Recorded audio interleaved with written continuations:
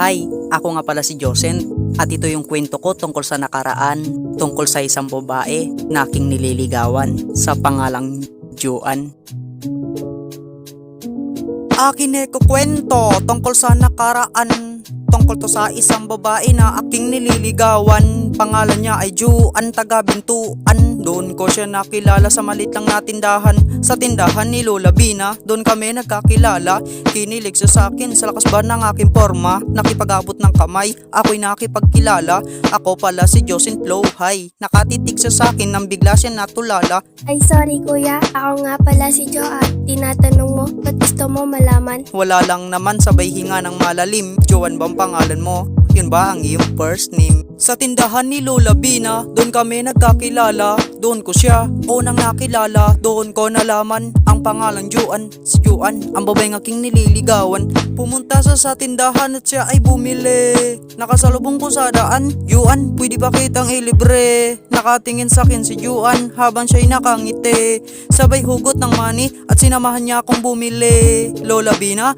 pabili nga ako ng Hansel. 3, Juan, Hansel for you. 3 yan, sabay bumulong akong I love you. Juan, pwede ba akong manligaw sa'yo? Nagdadalawang isip at mamaya sumagot na siya ng Oo.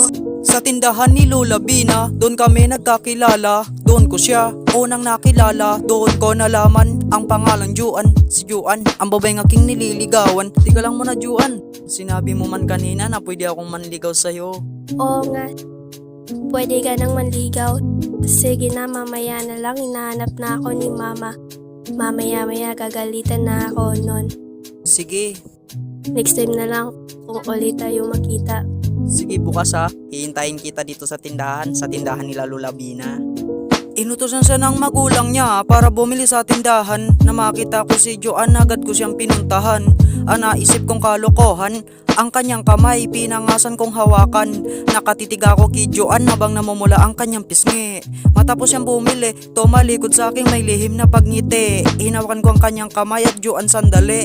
Juan, gusto kita, I'm sorry kung nagulat ka sa aking nasabi. At ang sabi niya, Okay lang yan, di naman masamang magmahal. Ang masama kung ang magpakahangal. Dito sa puso ko, di ka matatanggal. Pasalamat Diyos at tinuruan mo kong magmahal. sa tindahan ni Lola Bina, doon kami nagkakilala. Doon ko siya unang nakilala. Doon ko nalaman ang pangalang Juan. Si Juan, ang babaeng aking nililigawan.